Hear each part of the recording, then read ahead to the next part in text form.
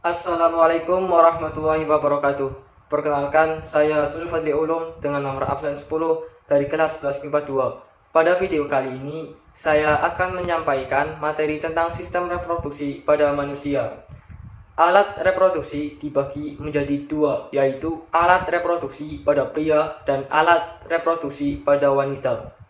Yang pertama, alat reproduksi pada pria. Alat reproduksi pada pria dirancang untuk menghasilkan, menyimpan, dan mengirimkan sperma.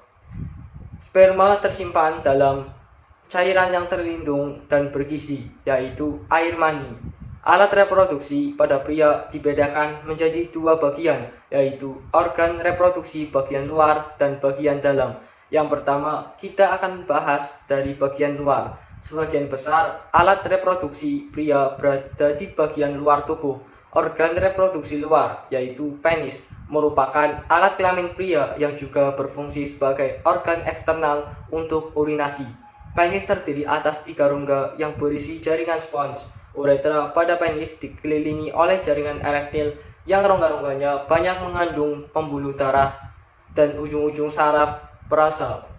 Bila ada suatu rangsangan, maka rongga tersebut akan terisi penuh oleh darah, sehingga penis menjadi tegang atau yang disebut ereksi. Organ yang kedua adalah skrotum, merupakan kantung yang di dalamnya berisi testis. Selanjutnya, organ bagian dalam. Yang pertama ada testis. Testis memiliki bulat telur dan berjumlah sepasang. Terdapat di dalam skrotum. Testis tempat pembentukan spermatozoa dan testosteron. Berikutnya ada kelenjar kelamin. Kelenjar kelamin pada pria ada 3 kelenjar. Yang pertama adalah vesicula seminalis, yang kedua kelenjar prostat, dan yang ketiga kelenjar Cowper. Selanjutnya ada saluran reproduksi. Saluran reproduksi pada pria terdiri dari vas deferens dan epididymis. Kedua saluran ini nantinya akan bersatu dalam saluran ejakulasi dan kemudian akan berakhir pada uretra. Selain itu, ada kandung kemih yang berfungsi untuk menyimpan urin sementara dan juga ada uretra. Berikutnya ada alat reproduksi pada wanita. Yang pertama yaitu vagina. Vagina merupakan saluran yang menghubungkan serviks atau leher rahim ke bagian luar tubuh. Letak vagina berada di belakang kandung kemih, agak lebih rendah dari rahim. Fungsinya sebagai jalan lahir bayi saat persalinan serta tempat keluarnya darah saat menstruasi. Juga sebagai jalan sperma menuju rahim. Yang kedua ada serviks, adalah bagian bawah rahim yang terhubung ke vagina. Lalu ada dinding uterus yang berada pada uterus. Uterus atau rahim adalah sebuah organ kecil yang berongga dan berbentuk seperti buah pir. Apabila tidak ada pembuahan, maka gumpalan darah tersebut akan luruh dan keluar melalui vagina. Proses ini disebut menstruasi.